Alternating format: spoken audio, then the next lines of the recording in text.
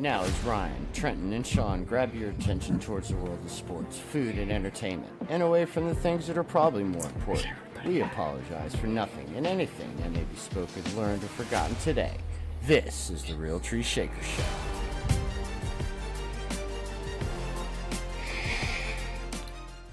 Hello and welcome to the Real Tree Shaker Show. I am Sean. Ryan and Trenton are out on their nature walks right now. I don't think they're together, but two separate roads eventually turn into one. But with that, I thought I'd invite a special couple guests to join me tonight as we go over a few things. So if you guys could give a nice round of applause for our first guest. I am Groot. That's right. No one other than Groot is joining us. Okay, so are you going to be Little Groot or Big Groot? I am Groot. Little Groot, okay. And then, if we can, let's welcome in our next guest. None other than... Whoa, welcome. All right, well, we got Groot, we got Sloth. So let's just go ahead and call tonight's episode the GSS Show, if everybody's okay with that. So not everyone approves. But anyways, let's get started as the NFL's scouting combine is about to start this week, which means all the draftee hopefuls are heading to the combine to show off their measurables, their skills, their agility, and try to improve their draft position, answer some, questions that might be lingering about some character issues, and just, a chance for these, teams to get in depth with these players as they're about to make a big decision on these guys, a big financial commitment.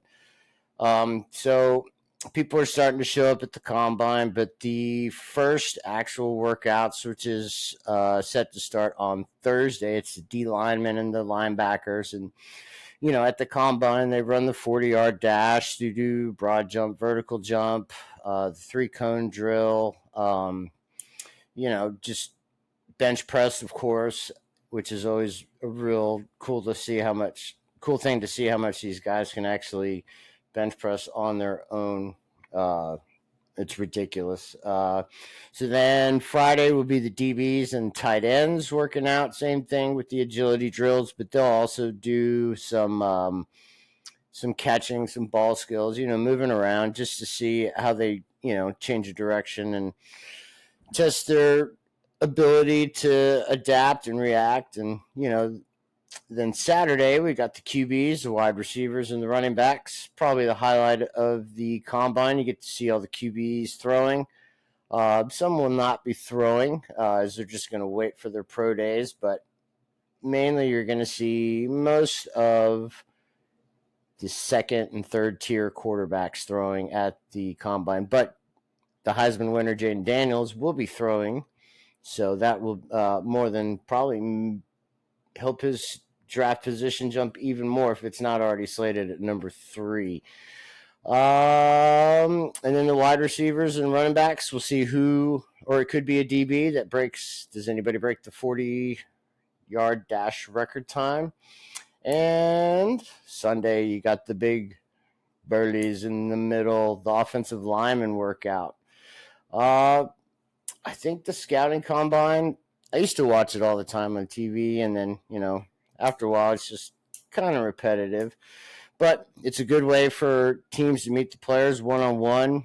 I don't know how these tests, these aptitude tests that they give the players, how much they really matter. But I think just meeting the players in person, getting to know them, putting them through, the whiteboard where they're up drawing plays or, explaining situations to coaches. I think it's really cool. But, with the combine, like I mentioned earlier, you have with the QBs, they're not going to throw until their pro day. You also have some wide receivers, running backs, other high slotted draft prospects, I guess, that are going in the mock drafts is, top 10, top 15 guaranteed, spots. So they're going to wait for their pro day.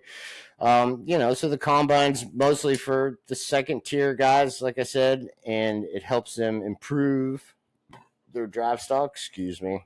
That was a soda burp right there, but made me lose my train of thought. But I don't know if it's better for them to do it and do their pro day or just wait to do their pro day. Because if you have like a decent scouting combine, you could have a much better pro day. It's not, and then at the pro day, it's all scripted. So, of course, you should be doing better on your own if you've already got it written down in paper. I think if you know you're going to be a top 10, 12, 15 pick, just prepare. You never know what could happen. Which will then lead us up to NFL free agency. And the running back market is just not what it used to be. And if you look at it, back in the day, not even back in the day, a few years ago, these running backs would have been locked up long term. I think Ezekiel Elliott from the Cowboys got the last really big contract for running backs with guaranteed money. And you saw how his production's kind of tapered off. But on the free agent market, potentially could be Saquon Barkley, Josh Jacobs, Derrick Henry, Austin Eckler, Tony Pollard. I'm sure there's probably some other one, but that just is like, wow, teams that seem to, shuffle through running backs a la Baltimore. I think they're going to go heavy after Derrick Henry, Josh Jacobs, Saquon Barkley. All three of those guys fit Baltimore's system. And as a Giants fan, I would hate to see Barkley in another uniform, but I totally get it. It's a business, and he's made his case in point to want to stay with the Giants. And if he does, it'll be awesome because he is our best offensive player until further notice. And everybody else knows that, and he's still been productive. And I know he's had his injuries, but so is our starting quarterback. Josh Jacobs, I hate to say it, Cowboys would be a really good fit for him. Same thing with Derrick Henry. That just pains me to talk about it. Yeah, I don't like it either. I should definitely stop. But anyways, Eckler, I don't know if he's a number one back anymore. I mean, honestly, if you put Eckler in, say, like Kansas City, and give Patrick Mahomes a good third down weapon, it'd be an upgrade on Jerick McKinnon. McKinnon's done great for the Chiefs, but Eckler, I think, just straight receiving, has a really good nose for the end zone.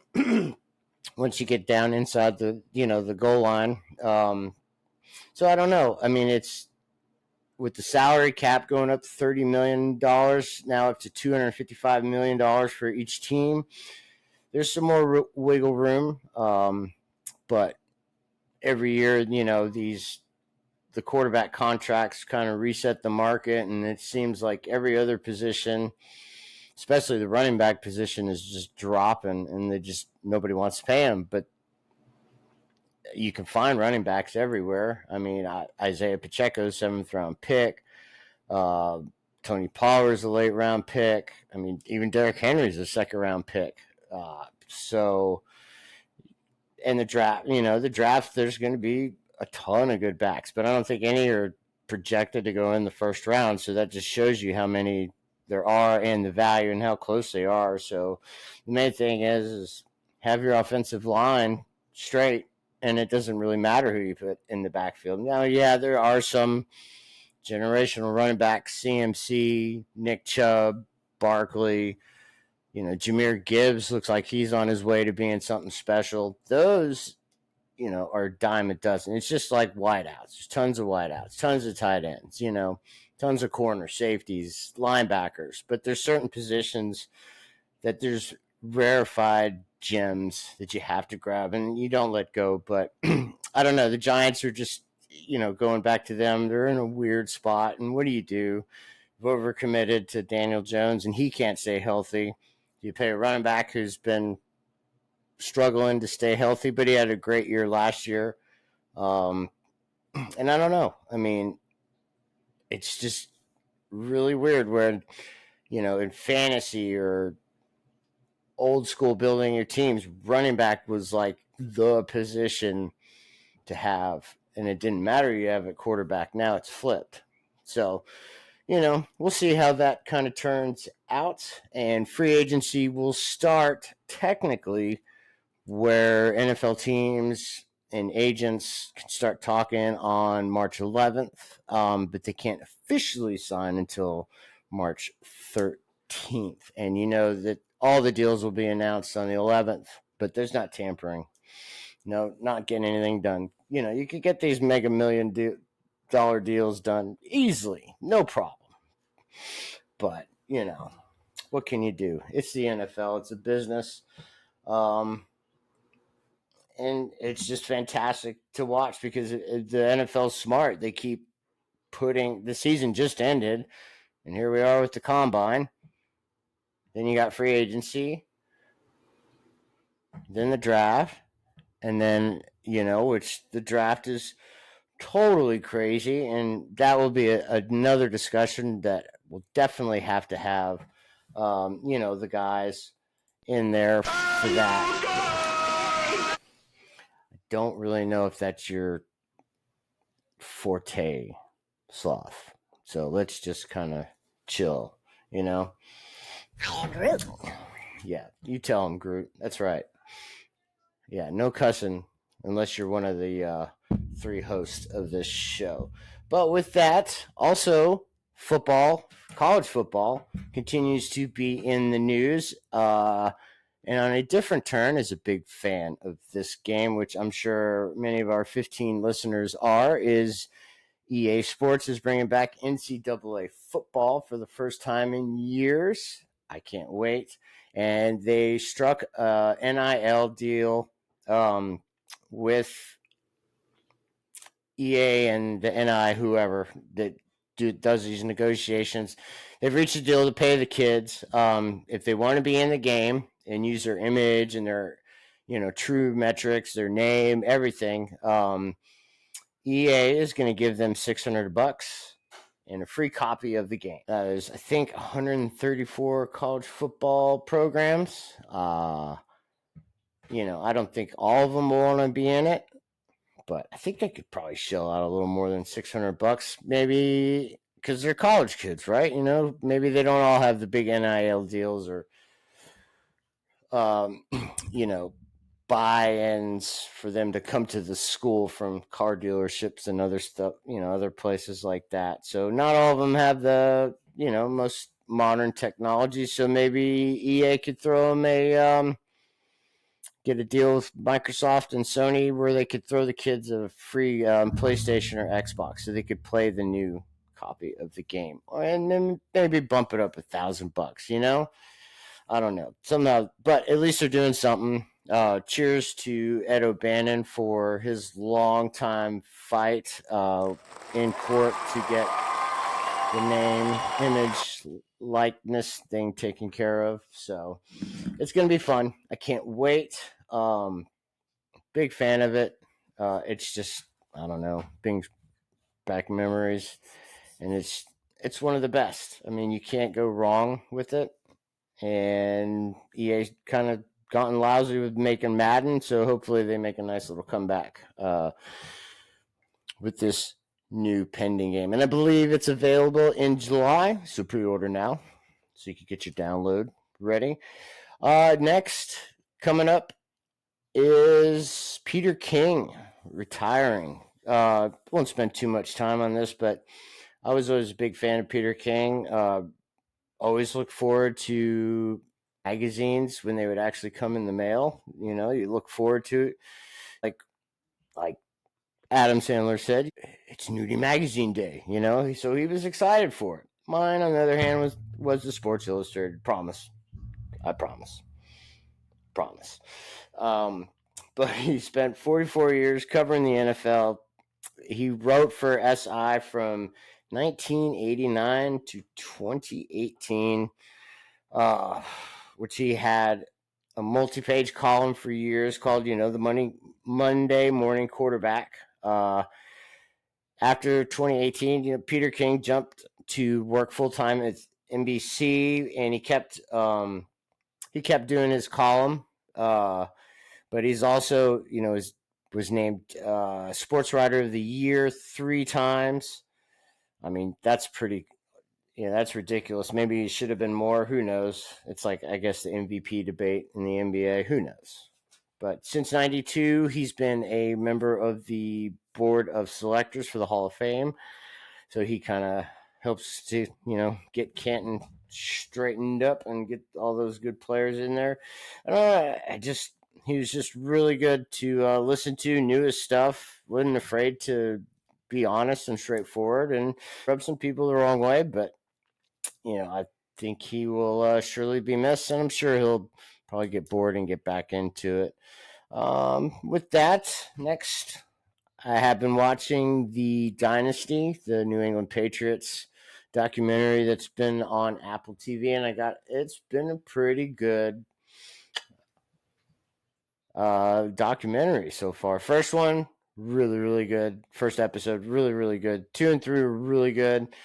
And the fourth one is great, especially the ending, because that's, when the Giants won the Super Bowl. But we won 18 and 1 giant loss. But we'll go on to that. But it's really cool, seeing the players and the coaches that they have interviewed, from Brady to Belichick and Kraft and his son, Randy Moss, Brewski, Tyler, Lawyer Malloy, Bledsoe, and they're just all sitting there and they're just chilling and cussing up a storm. Brady dropping some F-bombs. You could still see the angst and pain inside of Bledsoe's eyes for not being able to, be the starter for the Super Bowl. But it's really cool, they break down the details of Spygate, and it's just nice to see them to where they're not in that typical saying the right thing, being, presidential and, taking one for the team. There's kind of some, finger pointing here and there. And you see Belichick and looks totally different. I mean, not age-wise, but the way he is now, it's like you saw him interacting with players and joking around, and now it just seems like he doesn't talk to anybody, on to Cincinnati. That's all you get out of him, and I guess that's maybe why he's not in the league, because nobody wants to deal with cranky pants anymore. But I don't know. I think it's time for Bill to run. Go! Get to the chopper! I'm sorry. I wish Ryan and Trent were here. This is weird, but hey, we're getting through this.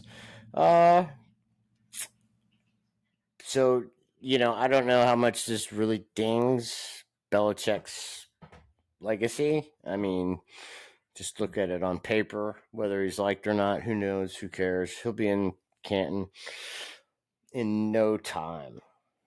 Around the way, or has been going on for a few days. Now, it's baseball. Spring training is back. Can't wait. Shohei Ohtani has homered for the first time as a Dodger. It took till his third at bat, but, took one oppo, and, I mean, he's going to be dangerous, especially for that price tag. But opening day is coming on March 28th. Who's got the most pressure on him? It's got to be the Dodgers. This is something that I definitely got to have the guys in, but I thought I'd throw it out so you make sure you get all your spring training gear, start checking your lineups. You got to get ready for the fantasy baseball draft coming up. I don't know what else really to say here. I miss the guys. Groot and Sloth have just been kind of distant themselves. I don't know. Maybe they're out trying to find Ryan and Trenton. I don't know. It's really been fun. tonight, hanging with you guys. And I'm going to call it a quick early night because you know what? I can, because no one else is here. Thanks for listening. Thanks for hanging. This has been the Real Tree Shaker Show.